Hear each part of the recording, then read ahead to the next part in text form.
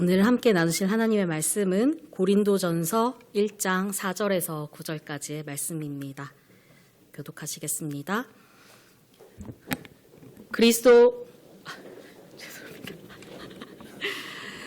죄송합니다. 사실은 목사님께서 이 부분까지 해주시는 줄 알았거든요. 양해 부탁드립니다. 그럼 다시 한번 마음을 가다듬고 하나님의 말씀 함께 교독하시겠습니다.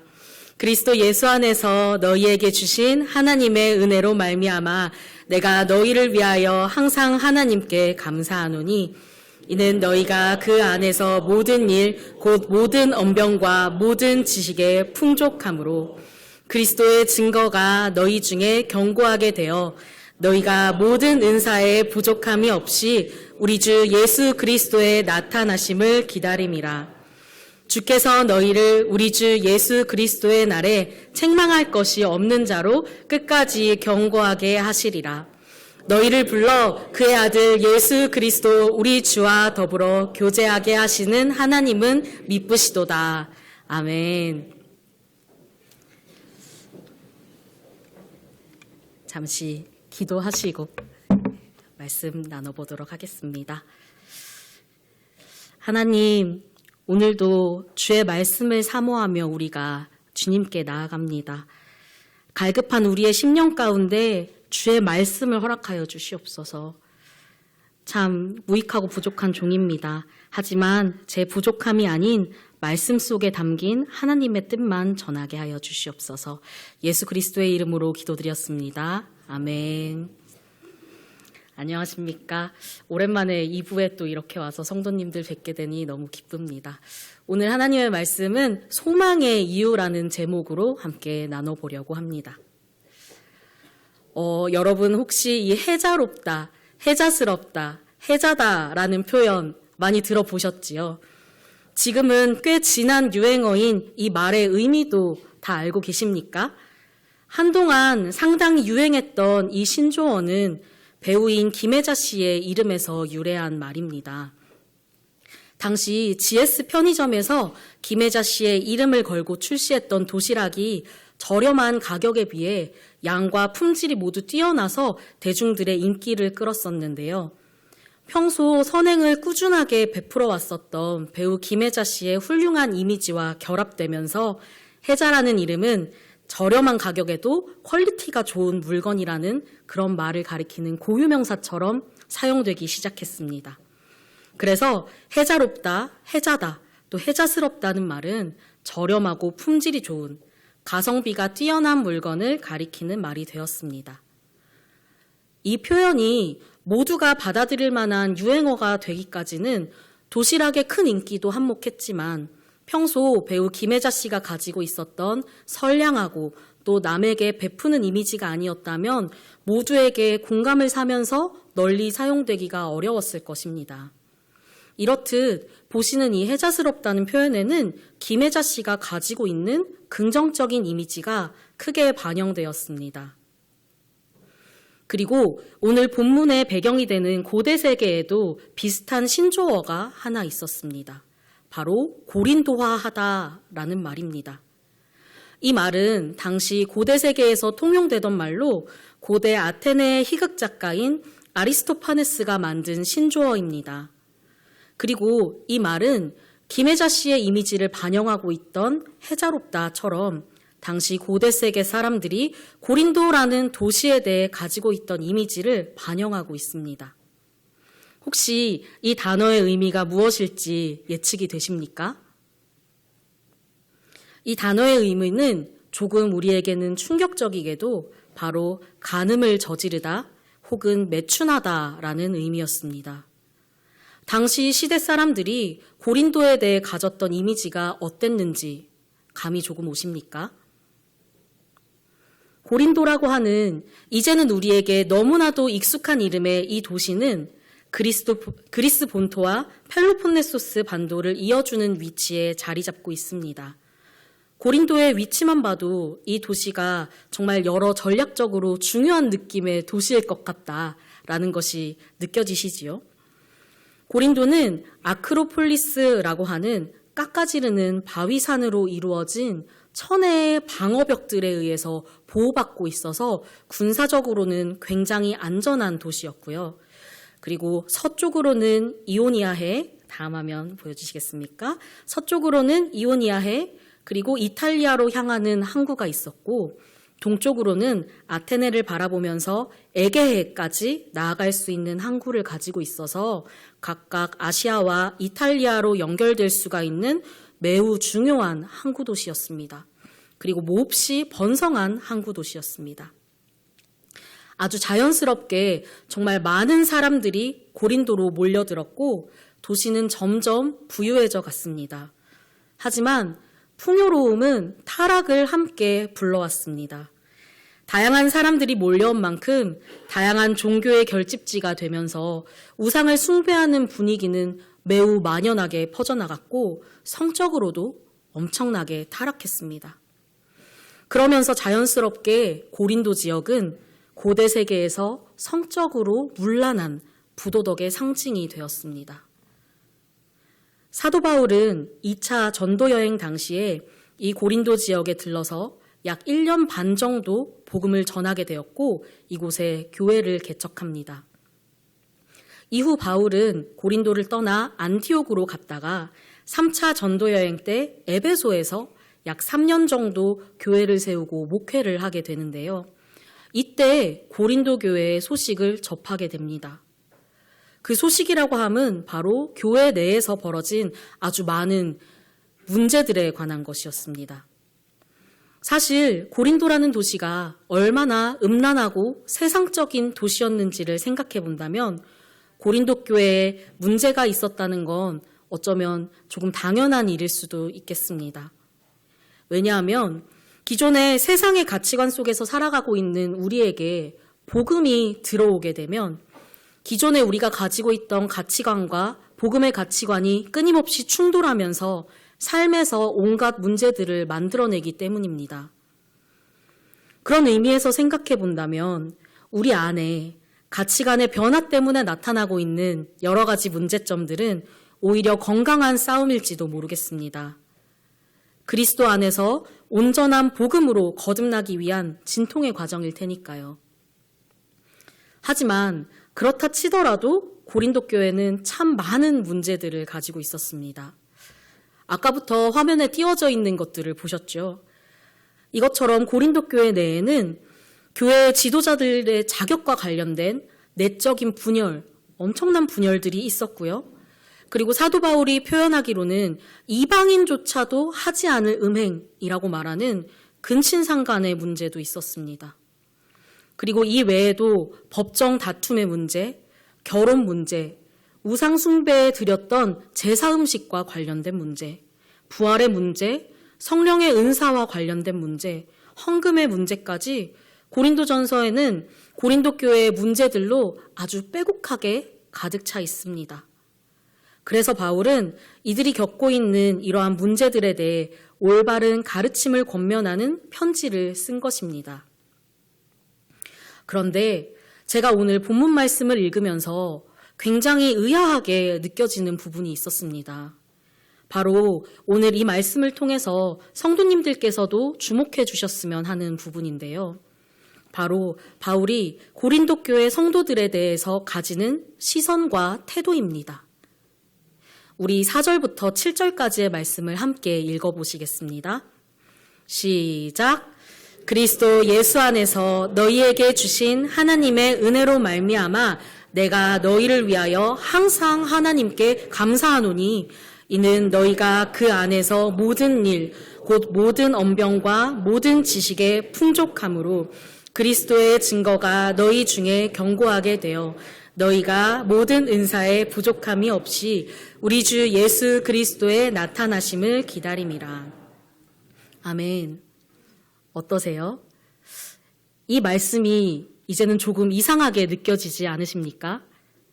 우리가 금방 이 말씀을 읽기 전까지 고린도 교회가 가지고 있는 문제점들에 대해서 한번 살펴봤는데요.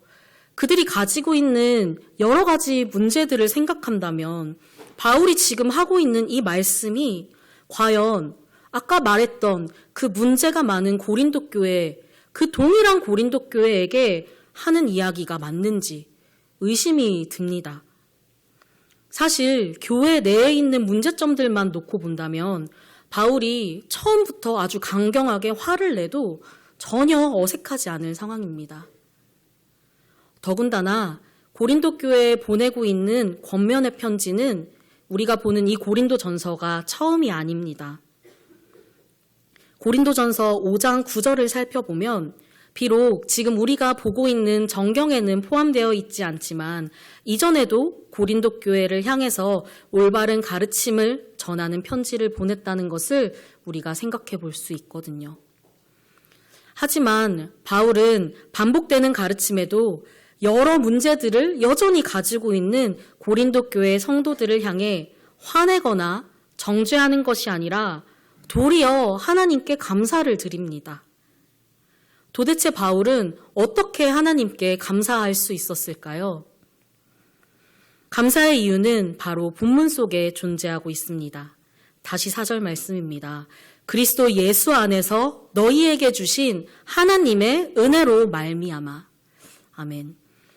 바울이 하나님께 감사하는 이유는 성도들의 삶 속에서 발견되는 칭찬할 만한 어떤 행동, 칭찬할 만한 인간적인 어떤 부분 때문이 아니었습니다. 이 말씀에서 보여주고 있듯이 바로 그리스도 예수 안에서 주신 하나님의 은혜 때문에 감사하는 것입니다. 그리고 5절에 그 안에서, 즉 그리스도로 인하여 하나님으로 인하여 발생한 언병과 지식의 풍족함 때문에 감사합니다. 고린도 사람들은 그리스도 수사학에 굉장히 관심이 높았습니다. 그래서 상당히 논리적이고 이성적인, 소위 말하는 똑똑한 사람들이었습니다. 바울은 그들이 가진 언병과 지식의 풍성함이 너희의 지식과 너희가 가진 어떠한 것이 아니고 그리스도로 인한 것임을 강조하면서 그 풍성함을 허락하신 하나님께 감사합니다. 또 6절과 7절을 보면 성도들 안에 그리스도의 증거가 견고하게 되었기 때문에 은사에 부족함이 없음을 감사합니다. 즉 계속해서 바울이 감사하고 있는 것은 그리스도에 대한 감사, 하나님 자체에 대한 감사였습니다. 그리고 또한 바울은 보시다시피 이 짧은 4절에서 7절 사이에도 그리스도 그리고 하나님이라는 표현을 계속 반복해서 여러 번 사용하면서 오직 하나님과 그리스도로 인한 감사인 것을 드러내고 있습니다. 그리고 이 편지를 받게 되는 고린도 교인들 또한 이 편지를 읽을 때 하나님께 그리스도께 시선을 고정하도록 합니다. 그리고 바울이 감사를 했던 더 확실한 감사의 이유가 바로 8절과 9절에서 등장합니다. 함께 합독하시겠습니다. 시작.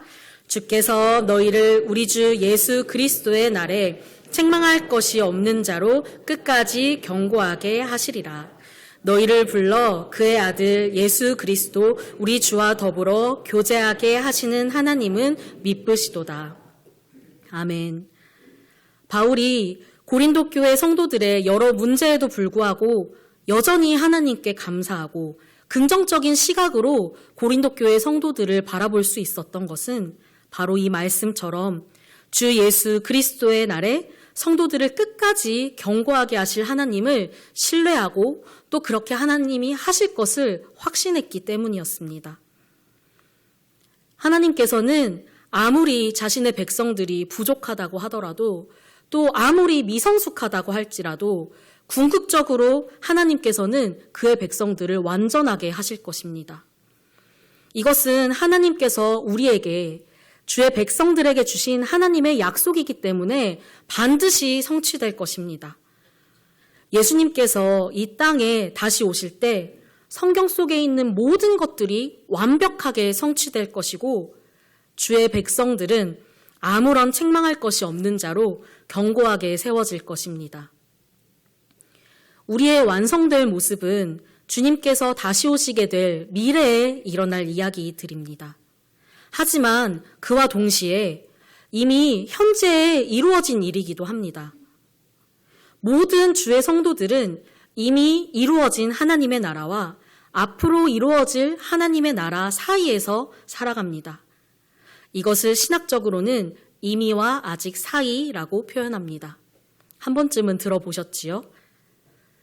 모든 그리스도인들은 예수 그리스도의 다시 오심을 기다리면서 완전하게 완성될 하나님의 나라를 소망하면서 살아갑니다. 그리고 동시에 예수 그리스도께서 2000년 전 이 땅에 오신 그 순간부터 이미 하나님의 나라는 이루어졌고 우리는 그 이미 이루어진 하나님 나라를 살아가는 하나님의 백성들입니다. 하나님의 나라는 그리스도께서 이 땅에 오심으로 이 땅에 확실히 이루어졌기 때문입니다. 그래서 비록 성취되어가는 과정 가운데 있지만 현실로서 지금도 완전한 하나님 나라의 백성으로 우리는 이 땅에 살아갑니다. 간단히 말하자면요, 우리는 미래와 현재를 동시에 살아가고 있는 것입니다.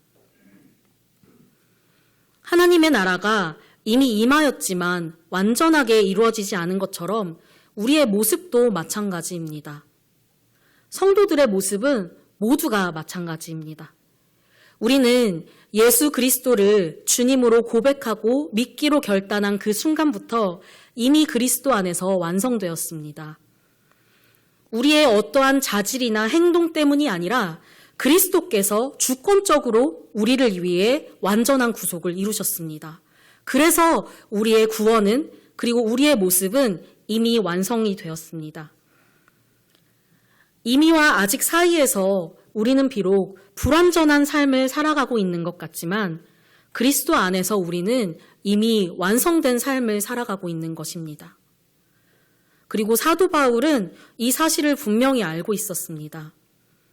그래서 현재 고린도 교인들이 겪는 어려움, 성도들의 그 문제 있는 모습을 바라보고 있는 것이 아니라 미래에 완성될 것이지만 이미 그리스도 안에서 완성된 성도들의 아름다운 모습, 하나님께서 완성시키신 그 아름다운 모습을 바라보고 있는 것입니다. 그리고 그것은 온전히 하나님께서 하신 일이기 때문에 하나님께만 영광을 돌리고 하나님께만 감사했습니다. 우리가 사도 바울의 이 시선으로 살아가는 자들이 되기를 원합니다. 미래에 완전하게 하실 것이지만 우리를 이미 완전하게 세우신 모습을 지금 현재의 사실로 인정하면서 살아가는 자들이 되기를 간절히 소망합니다. 저는 최근에 조금 길게 극심한 번아웃을 겪었습니다. 어느샌가 제 모습을 돌아보니 주님 안에 있는 기쁨이 다 사라져 있는 것을 발견했습니다. 제가 더 이상 주님을 누리지 못하고 감사를 상실한 모습을 발견하게 되었습니다. 그때 제 모습은, 그때의 제 시선은 자꾸 주님을 향하는 것이 아니라 이 땅을 향하고 있었습니다. 제 시선은 무언가를 잘 해내지 못하고 있는 제 모습, 그리고 할 수 없는 제 모습, 애써도 변화하지 않는 내 모습, 그리고 어차피 할 수 없는 내 모습, 연약한 내 모습을 계속 묵상하면서 계속 나를 묵상하게 되었습니다. 그러니까 저는 더 낙심할 수밖에는 없었습니다. 사실 당연합니다. 왜냐하면 제 안에는 소망이 전혀 없기 때문입니다. 하지만 그렇기 때문에 그리스도께서 이 땅에 오셨습니다. 우리로는 할 수 있는 것이 정말 아무것도 없었기 때문에 하나님이신 예수님께서 아무것도 할 수 없는 우리를 위해서 직접 십자가에 죽으셨습니다. 그것이 바로 십자가의 복음입니다. 우리에게 만약 조그만한 소망이라도 있었다면, 나에게 아주 작은 희망이라도 걸어볼 수 있었다면 예수님께서 십자가에 달릴 필요는 없으셨을 것입니다. 우리 스스로는 절대로 할 수 없는 죄의 해결, 그리고 하나님 안에서의 구원, 아무것도 할 수 없는 것을 주님께서 하시는 것, 무거운 모든 짐을 주님께 맡기는 것, 그것이 바로 십자가의 복음이 아닙니까? 바울이 만약 최근 번아웃 왔을 때 그런 저의 시각으로 고린도 교회 성도님들을 바라봤더라면 아마 바울도 똑같이 낙심했을 것입니다. 반복되는 권면에도 변하지 않고 세상 사람들보다 더 악한 죄를 짓고 있는 고린도 교회 성도들을 바라보면서 아마 바울도 절망했을 것입니다. 하지만 바울은 정말로 진정한 복음을 아는 자였습니다. 그래서 복음의 시선으로 고린도 교회 성도들을 바라봤습니다. 그리고 복음의 시선으로 모든 것을 이미 이루신 하나님의 역사를 현재로 바라보면서 감사했습니다. 바울에게 있어서 이미 하나님이 이루신 일이었습니다. 고린도 교회 성도들의 지금 모습이 아니라 고린도 교회 성도들의 완전해진 모습, 변화된 모습은 미래이자 현재의 모습이었습니다. 그리고 그 일은 그리스도께서 이루신 일이었기 때문에 소망이 주님께 있다는 것을 바울은 알았습니다. 우리는 정말 너무나도 연약해서 주님만 바라봐야 하는 우리의 시선을 곧잘 다른 곳을 향해 돌리고 맙니다.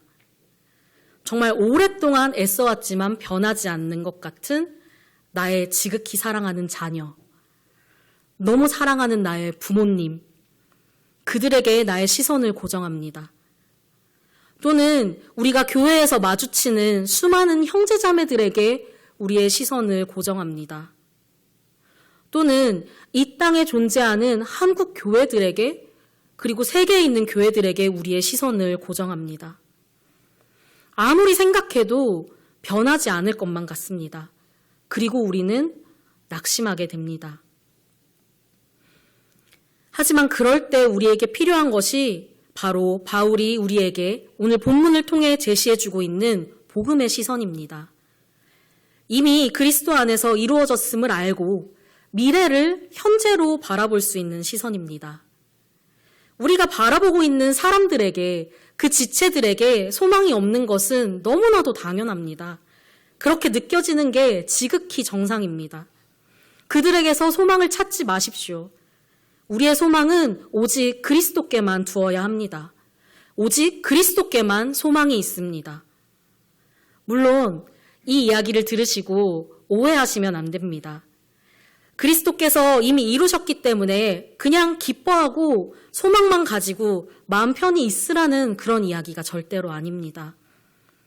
우리는 끊임없이 부족한 내 자신, 그리고 나의 자녀, 부모님, 그리고 형제 자매와 교회들을 위해 계속해서 기도해야 합니다. 그들을 바라보면서 애통한 마음으로 기도해야 합니다. 다만 제가 말씀드리는 것은, 그리고 오늘 본문이 알려주고 있는 것은 우리가 기도하는 마음의 자세입니다. 우리가 기도할 때 그 마음의 자세가 달라야 한다는 것입니다. 그리스도께 소망이 있기 때문에 낙심하지 않고 기도하면서 나아가야 한다는 것입니다. 그것이 바로 소망을 그리스도께 두는 것입니다. 하나님께서 직접 이루실 일을 신뢰하면서 또 이미 이루신 것을 신뢰하면서 기도하는 것, 그게 바로 그리스도께 소망을 두는 것입니다. 우리가 그 사실을 잊지 않으면서 살아가기를 소망합니다. 이미 우리 안에 모든 것을 이루시고 결국에는 완전하게 하실 그리스도께 소망을 두면서 남은 하루도 그리고 또 한 주도 그리스도 안에서 살아가시는 사랑하는 우면동교회 성도님들 되시기를 간절히 소망합니다. 기도하시겠습니다. 사랑하는 하나님, 정말 감사합니다. 소망이 없는 우리가 아니라 우리가 온전하신 그리스도께 소망을 두게 하시니 감사합니다. 하나님, 우리가 눈에 보이는 환경과 우리의 소망 없음에 좌절하지 않게 도와주세요. 그리고 언제나 우리의 소망이 되시는 주님을 바라보면서 매일을 살아가는 참된 소망 가운데 거하는 우면동교회 성도님들 되게 하여 주시옵소서. 예수 그리스도의 이름으로 기도드렸습니다. 아멘.